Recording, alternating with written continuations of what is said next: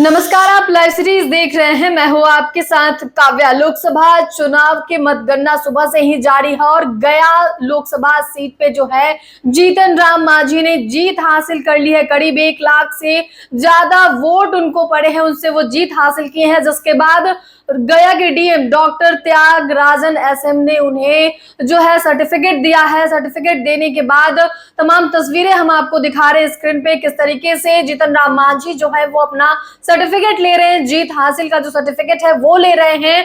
वहीं इस बारे में गया के डीएम का क्या कुछ कहना है, आप वो सुने।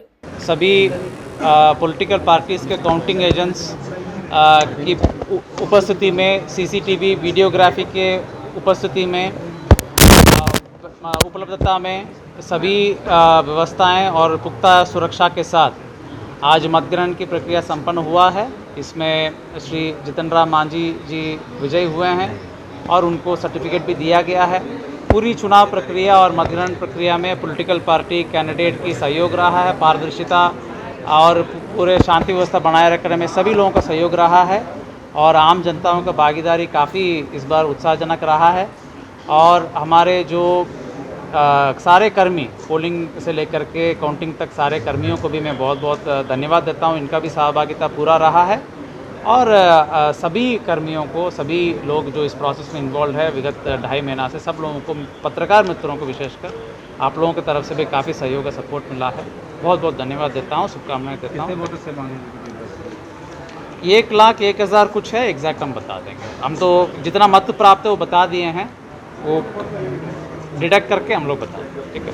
आपने गया के डीएम डॉक्टर त्यागराजन एसएम को सुना, जिन्होंने मतगणना को लेकर पूरी जानकारी दी और बताया कि किस तरीके से सीसीटीवी की निगरानी में जो है सुबह से मतगणना हो रही थी और जीतन राम मांझी को उन्होंने सर्टिफिकेट दिया है। सर्टिफिकेट लेने के बाद जीतन राम मांझी क्या कुछ कह रहे हैं, आप वो भी सुने। जनता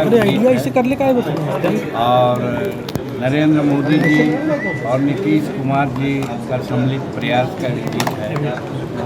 और ये बात सही है कि 44 वर्ष के राजनीतिक जीवन में गया के लिए हम कुछ करना चाहते थे।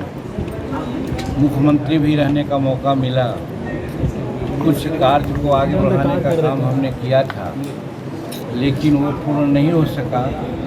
तो मेरे मन में एक कसक थी कि काश कुछ मौका मिले तो हम गया के लिए कुछ कर सकें। तो आपने देखा होगा कि 16 अप्रैल को जब प्रधानमंत्री जी यहाँ आम चुनाव सभा में आए थे, तो उस समय गया के बारे में क्या हमने सोचा है, एक झलक हमने दिखलाई थी।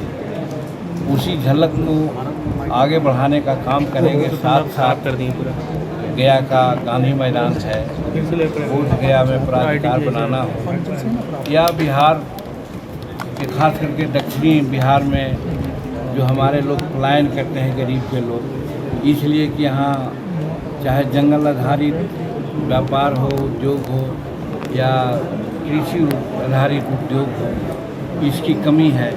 उसके बारे में भी हम ऐसा करेंगे। तो हम समझते हैं कि जनता ने जिस प्रकार की अपेक्षाएं हमसे की है, उनकी अपेक्षाओं पर उतरने का प्रयास करेंगे।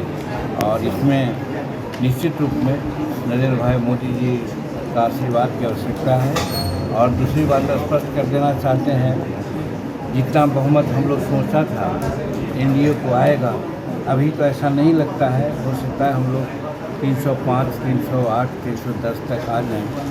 बावजूद उसके हर हालत में हम सोचते हैं कि नरेंद्र भाई मोदी जी भारत के प्रधानमंत्री बने, और उसमें मेरा सहयोग, प्रबल सहयोग होगा। एक ही सीट का ही क्यों न हो, हर तरह से हम नरेंद्र भाई मोदी जी को भारत का अगला बार, तीसरी बार प्रधानमंत्री बनने के लिए हम सहयोग करेंगे। और बिहार की जनता के प्रति आभार व्यक्त करते हैं कि और सारी बातें जो बिहार की पार्लियामेंट में, उन सब बातों की चर्चा करके बिहार की गरीबी को, बिहार की बेरोजगारी को हम दूर करने का प्रयास करेंगे। प्रवासियों को क्या मैसेज देना चाहिए? तो पहले ही कह दिया आप लोग। जेडीयू के एमएलसी बोले हैं कि नीतीश कुमार पीएम मटेरियल है। वो उनकी अपनी बातें हो सकती है। हम समझते हैं कि वो जेडीयू का ऐसा कोई स्टैंड नहीं है और आगे की बात देखा जाएगा आगे क्या होगा। लेकिन जहाँ तक हमारी पार्टी का सवाल है, हम लोग का सवाल है, हम लोग चट्टान की तरह से नरेंद्र भाई मोदी जी के पीछे खड़ा रहेंगे। आप केंद्र में भूमिका भी निभाए, अब वो उसके बारे में हम कभी नहीं सोचा है। आपने जीतन राम मांझी को सुना जो कि तमाम तरीके की बातें जो है वो कहते हुए नजर आए हैं। साथ ही आपको बता दें कि जीतन राम मांझी करीब 1 लाख से ज्यादा वोट से जीत हासिल किए गया लोकसभा सीट पे। सुबह से लगातार वो आगे बने हुए थे और आखिरकार उन्होंने जीत हासिल कर ली। तो फिलहाल के इतना ही। साथ ही चैनल को सब्सक्राइब करें, फेसबुक पेज को लाइक करें। वीडियो देखने के लिए आपका धन्यवाद।